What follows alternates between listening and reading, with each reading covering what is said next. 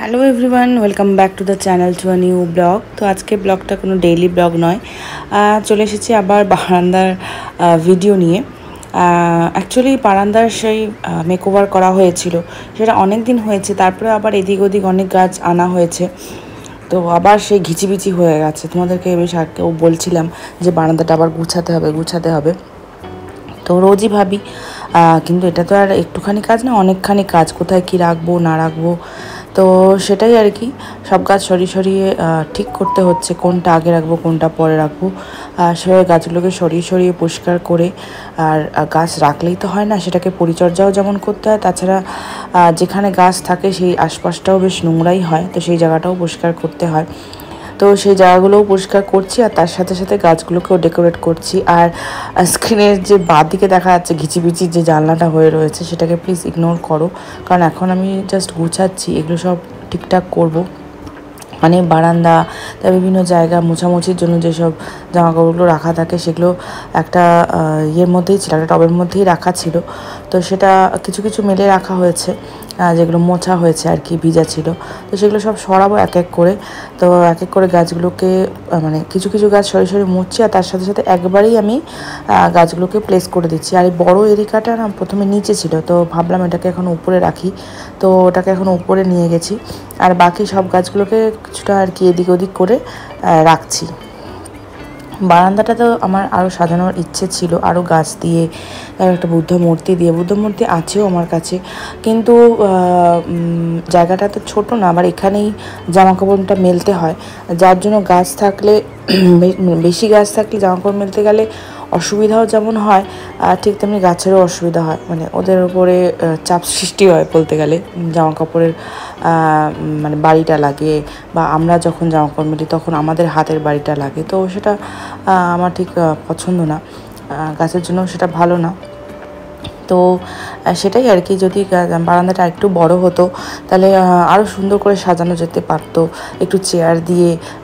এর আগের ভিডিওতে তোমরা দেখেছো আমি দুটো টুল রেখেছিলাম, কিন্তু ওটা দেখলাম যে একটু দুটো টুল না, একটা টুল রেখেছিলাম, তার আগে দুটো চেয়ার ছিল। অনেক ভিডিও আমি শেয়ার করেছি, আমার চ্যানেলে রয়েছে, তোমরা চেক করতে পারো।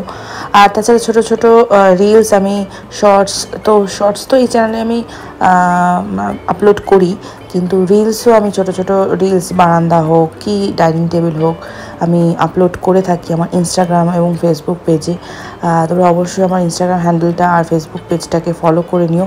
আমি স্ক্রিনে তার ইয়েটা দিয়ে দেবো, লোগোটা বা নামটা আমি তোমাদের দিয়ে দেবো। তো যাই হোক, তো এখানে ওই আর কি যেটাই বলছিলাম আর কি, কোথায় কি রাখবো না রাখবো সেটা ভীষণ একটা হেডেকের ব্যাপার। মানে হড়বড় করে পরপর রেখে দিলাম, সেটা তো একটা ব্যাপার, কিন্তু সব কিছুর একটা ডিসেন্সি আছে।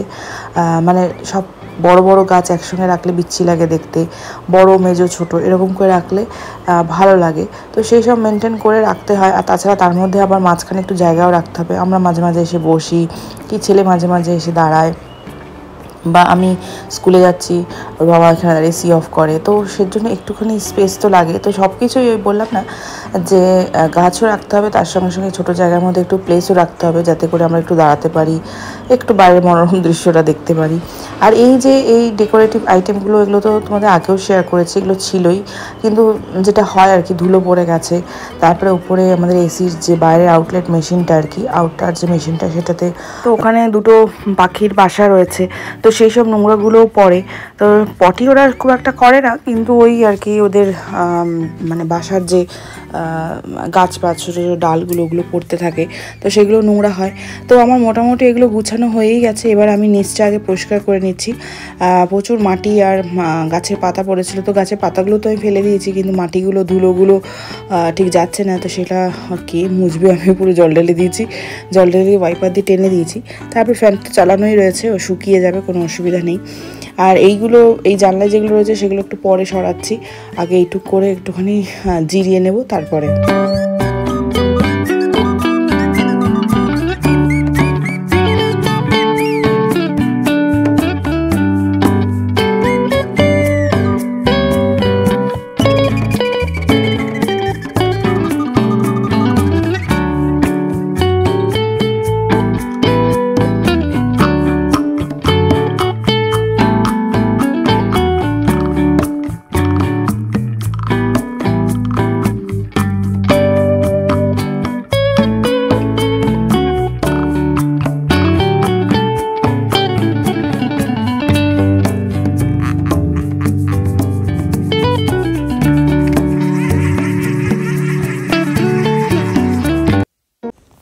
মোটামুটি তো আমার গাছ রাখা হয়েই গেছে। আর মাঝখানে এই দুটো বগনভেলিয়া আবার আনা হয়েছে। আর তোমাদেরকে যেমন বলছিলাম বড় এরিকাটা আমি উপরে তুলে দিয়েছি, ছোট এরিকাগুলো একটা এরিকা নিচে রেখেছি। আর এখানে যে আমি দুটো মাটির যে টব কিনেছিলাম, এটা আমি সিঁড়ি গোছানো সিঁড়িতে সাজানোর জন্য নিয়েছিলাম। তো সিঁড়ি থেকে আবার নিয়ে এসেছি, এখন বারান্দায় রাখছি কিছু দিনের জন্য, আবার পরে আবার সরিয়ে দেওয়া হবে। তো এইভাবেই বারান্দাটাকে একটু অন্যরকম করে সাজালাম। তোমাদের কেমন লাগলো অবশ্যই জানাবে। আর যারা নতুন আছো প্লিজ সাবস্ক্রাইব করো। তো ভিডিওটাও আমি এখানেই এন্ড করছি, কমেন্টে অবশ্যই জানিও কেমন লাগলো। তো চলো, বাই অ্যান্ড গুড নাইট, সবাই ভালো থেকো।